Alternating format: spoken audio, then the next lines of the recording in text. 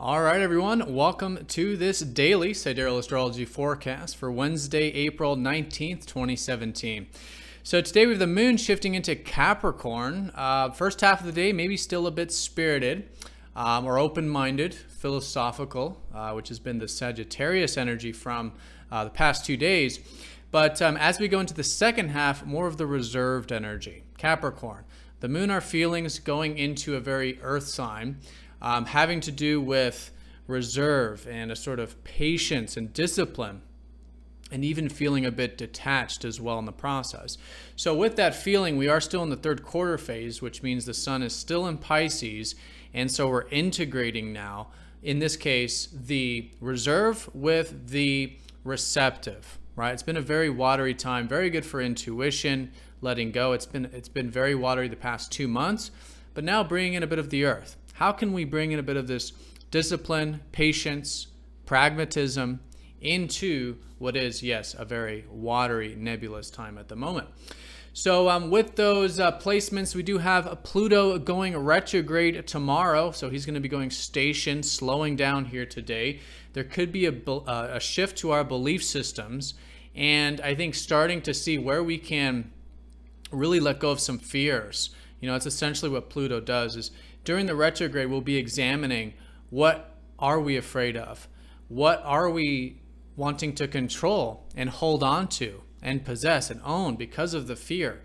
That's essentially the side of ourself that comes out, or at least what Pluto is helping us release during these transits. So when Pluto goes retrograde, it goes more internal.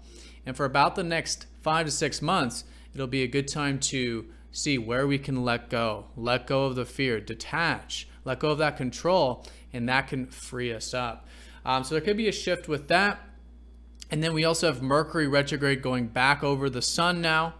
And so it could be a very active day with our minds, practical things, rational things, and even with our communication. You know, the sun is that energy. Mercury is the thoughts and communication. So there can be a lot of that energy going through. Sometimes it could be a bit too much to handle. Sometimes there can be a bit of scattered energy or not being able to control the energy. So there's ways to ground it, such as through writing and communication. You know, anything that actually takes thoughts into tangible form is a really good way of working with it. All right, so let's go and look at this in more detail.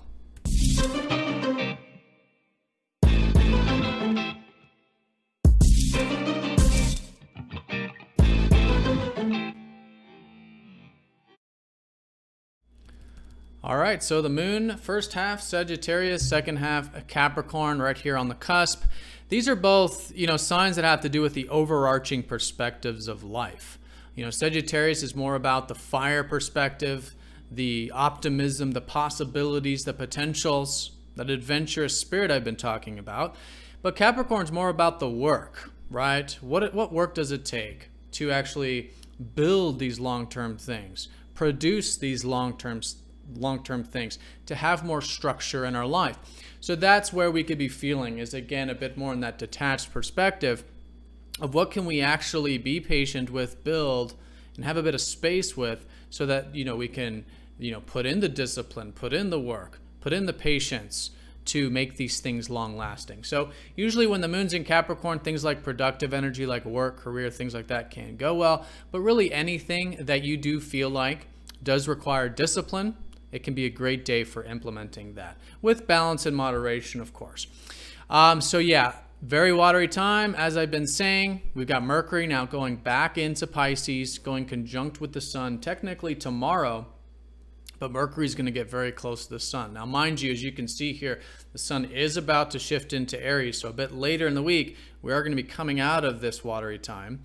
But here today, still very much activated. So Mercury retrograde, yes, it's been about, what, a week now of rethinking, redoing, you know, going through the routine and seeing what can be reworked, and really making sure that we're not on a sort of autopilot. Because oftentimes with Mercury retrograde, we can be on an autopilot and take things for granted because we're just so used to doing them or them happening that, you know, when things start to break down, or we're not actually, you know, bringing that extra conscious attention to what we're doing, then that's when mistakes can happen. So that's why it's always good with Mercury retrograde to cross those T's, dot those I's, double check your work, because we are on a sort of autopilot.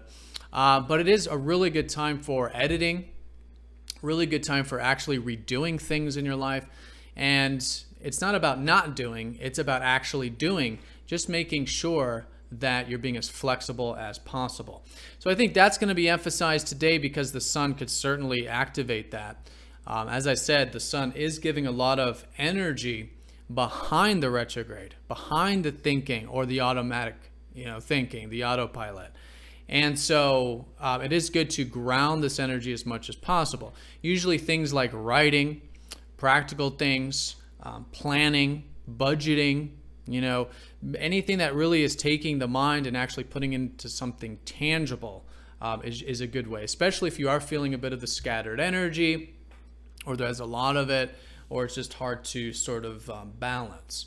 Okay, and then of course communication can help with that. We can be very expressive oftentimes when these two planets come together. So, whether it's speaking with someone we're close to or just talking and maybe even recording ourselves is another way of bringing balance to this area. Of course, when it's done in a balanced and moderate way, maybe about ideas and more, surface level type of things. All right, but if it is something that could be misunderstood, it's an important type of communication, that's where we do really want to bring that extra attention there. All right, so that's the Mercury retrograde over the sun. Pluto is going station here today, retrograde tomorrow. As you can see here, this happens once a year and it happens for a very long time, 5 or 6 months, almost half of the year.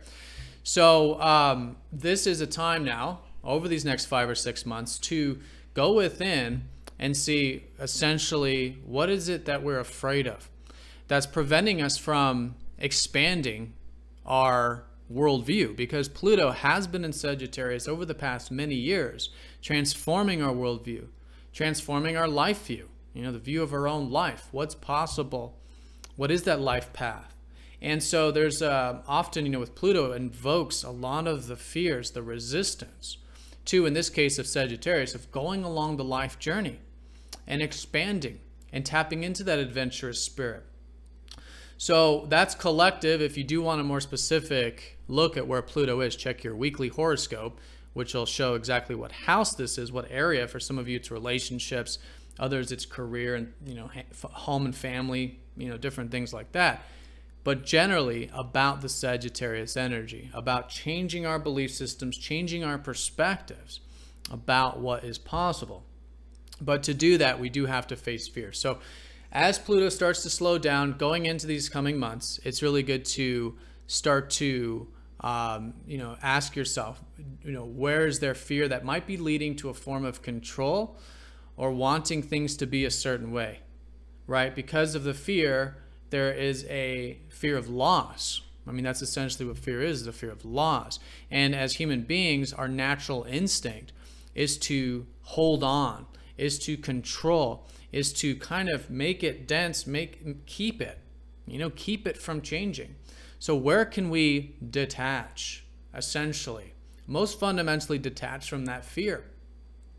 And so where can we detach? Where can we become more aware, more conscious of these, inner aspects of ourself? It's very subconscious with Pluto, but these inner aspects of ourself that do want to control and do want to own and possess and have things be a certain way.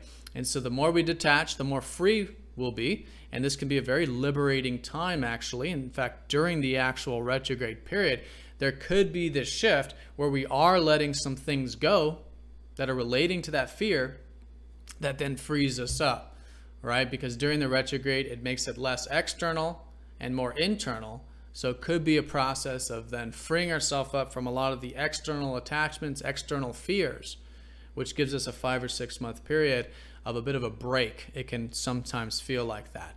But again, use this time, use the retrograde to go within and do the inner work. That can be very liberating and part of a much larger picture with Pluto, which is a very slow moving planet.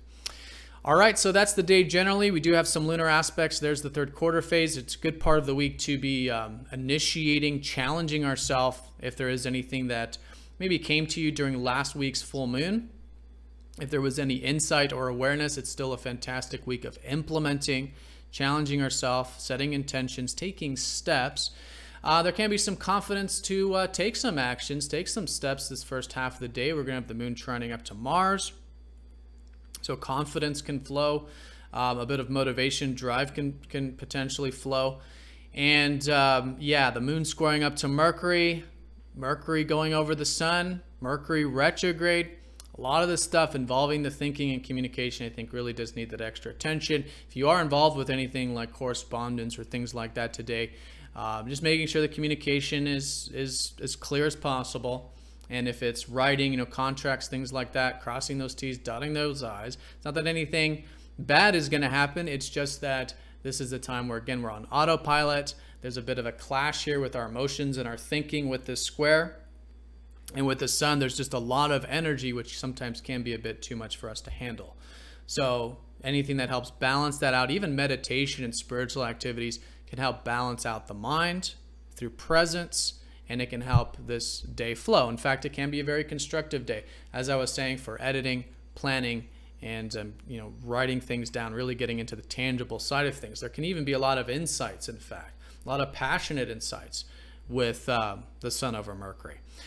All right, so that's the day in a nutshell. Yep, the moon's shifting into Capricorn. Very good for that emotional reserve and anything that does require that. And yes, integrating that into what has been a dreamy time, but a dreamy time of accessing that inner guidance, that inner intuition, and the more receptive approach to life. All right, so have a great day, everyone. Thank you for watching. I'll see you all tomorrow.